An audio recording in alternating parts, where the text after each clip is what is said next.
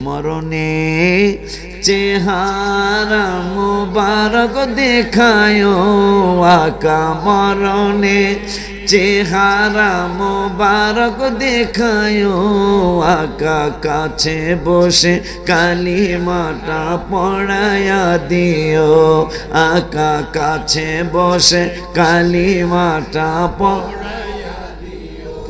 ও রওজা মুবারকে বারবারে নিও, মুবারক কদমে চুমিতে দিও আকা, রুহুটা বের হতে হাসিটা দিও আকা, রুহুটা বের হতে হাসিটা দিও, তোমার মুবারক হাত আমার কপালে দিও, তোমার মোবারক হাত আমার কপালে দিও, মরণে চেহারা মুবারক দেখায় আকা, মরণে চেহারা মুবারক দেখায় আকা, কাছে বসে কালিমাটা পড়ায়া দিও।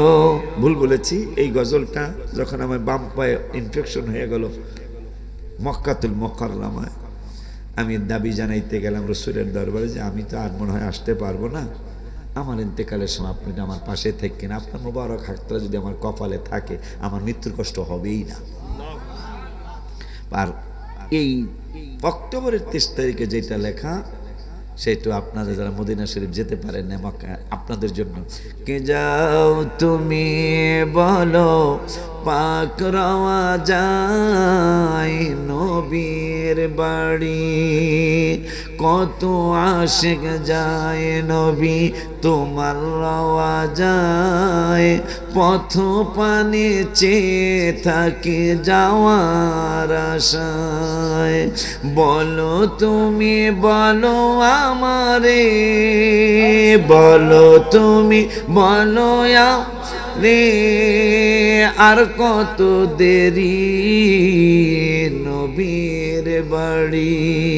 লাস্টের প্যারাটা কই, আমি যেদিন একা যাব কবরে, জড়িয়ে নিও তোমার বুকের ভিতর, আমি আমি যেদিন একা যাব কবর, আমি যেদিন একা যাব কবরে, জড়িয়ে নিও তোমার বুকের ভিতরে, আছি আমি পাপের সাগরে, নিও পার করি নবীর বাড়ি, কত মানুষ কাঁদে নবী পাইতে দিদার, আমিও একজন পাপী গোলাম তোমার, কত মানুষ কাঁদে নবী পাইতে দিদার, আমিও একজন পাপী গোলাম তোমার, কদম তলে চুমিব কবে, কদমে ধরি নবীর বাড়ি। 5 ওয়াক্ত নামাজ পড়বেন, বাবাকে মাকে কষ্ট দিবেন না, পরের হক নষ্ট করবেন না, সুদ দুধ খাওয়া দাওয়া হারাম, এটা খাবেন না দিবেন না, মিথ্যা কথা ছেড়ে দিবেন।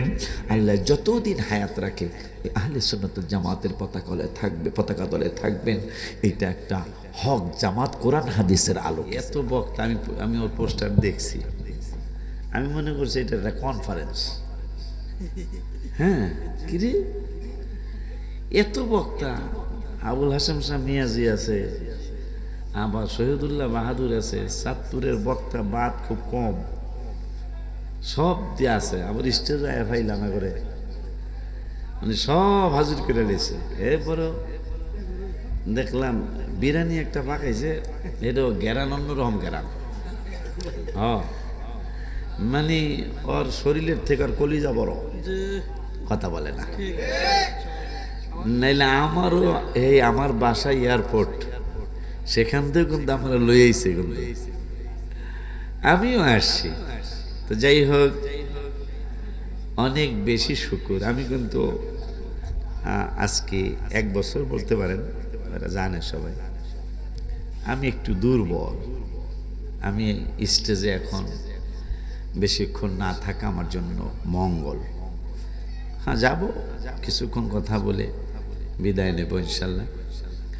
কোনো জায়গায় যদি আসিও, কোনো জায়গায় মানুষ বুঝে, আবার কোনো জায়গায় বুঝে না।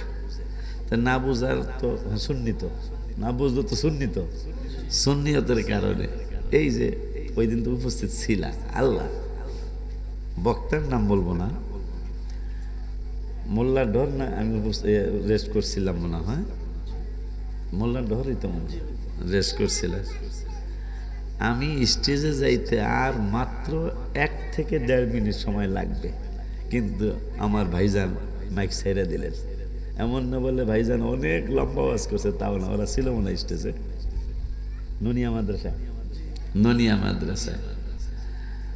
এমন এক ঘটনা ঘটলো আমার মনে, ওই সময় আমি আরো অনেক ছোট, ভালোই ছোট, মানে এই 25-26 বছর বা 27 বছর হবে ওই সময় বয়স। মনে একটা জিদ, এমন জিদ আসছে, তুমি ছিলা কিনা জানি না, ছিলা নুনিয়া মাদ্রাসায়, আমি রেস্ট করছিলাম। আসতে স্টেজে, মোল্লার দাদা স্টেজে আসতে আর 1 থেকে 2 মিনিট লাগবে, কিন্তু আমার ভাইজান এই 2 মিনিট আর সহ্য করলেন না, মাইক ছেড়ে সে চলে আসলেন। তা আমি তো এমনি তো কিছু জানি না, কিন্তু নবীজির কাছে আমি বিচার দিছি।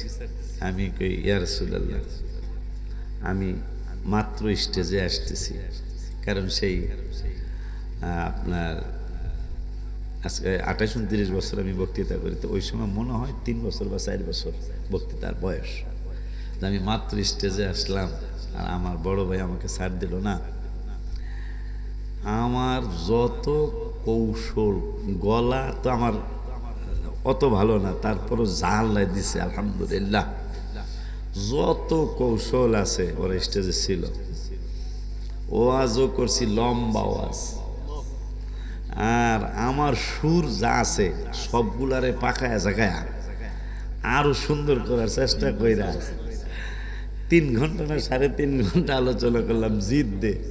যারা মোটামুটি আমার চিনে না তো কেউ, অর্ধেক মানুষ চলে গেল, বাবা সিরা তো অর্ধেক মানুষ চলে গেল। মাশাল্লাহ, দেখলাম 5 মিনিট বা 12 মিনিটের মধ্যে আবার প্যান্ডেল আল্লাহ ভরে, আল্লাহ আমি না, আল্লাহ ভরায় দিছে।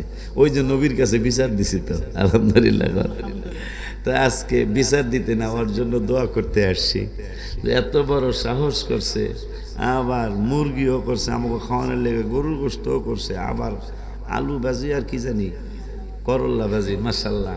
এরপরে আবার আমার লেগে আলাদা একটু ভেন্ডি ভাজি করছে। আমি এটা আমার উপকার হয়েছে, আমার উপকার। আমার রাতের ভাত খাওয়া নিষেধ, তাও তোর বাড়ি দেখে খাইলাম আর কি। তো যাই হোক, শুকর আদায় করতেছি যিনি এই ছেলেটারে, আপনাদের গ্রামের ছেলে, আপনাদের গোষ্ঠীর ছেলে বা আপনাদের পাড়াপড়শির ছেলে, আজকে এই ছেলেটা কত বড় সাহস করে আমাদেরকে দাওয়াত করে নিয়ে আসছে। এই জন্য ওর জন্য দোয়া করা উচিত আমাদেরকে। আমরা এমনি যাই আছে, আমাদেরকে সহসা মানুষ দাওয়াত দিয়ে আনতে পারে না, পারে না। তো এই জন্য এই মাহফিলটা যেন টিকে থাকে। তা আল্লাহর শুকর আদায় করি যে আমাকে ও দাওয়াত দিছে 9তম মাহফিলে। মাহফিলের বয়স 9 না, যখন আমার বাম পায়ে ইনফেকশন হয়ে গেল মক্কাতুল মুকাররমায়, আমি দাবি জানাইতে গেলাম রসুলের দরবারে যে আমি তো আর মনে হয় আসতে পারবো না, আমার ইন্তেকালের সময় আপনি আমার পাশে থাকেন, আপনার মোবারক হাতটা যদি আমার কপালে থাকে, আমার মৃত্যুর কষ্ট হবেই না। আর এই অক্টোবরের 30 তারিখে যেটা লেখা, সেটা আপনারা যারা মদিনা শরীফ যেতে পারেন না, আপনাদের জন্য। কে যাও তুমি বলো পাক রওয়া যায় নবীর বাড়ি, কত আশিক যায় নবী তোমার রওয়া যায়, পথ পানে চেয়ে থাকে যাওয়ার আশায়। বলো তুমি বলো আমারে, বলো তুমি বলো রে, আর কত দেরি নবীর বাড়ি। লাস্টের প্যারাটা কই, আমি যেদিন একা যাব কবরে, জড়িয়ে নিও তোমার বুকের ভিতর। আমি আমি যেদিন একা যাব কবর, আমি যেদিন একা যাব কবরে, জড়িয়ে নিও তোমার বুকের ভিতরে।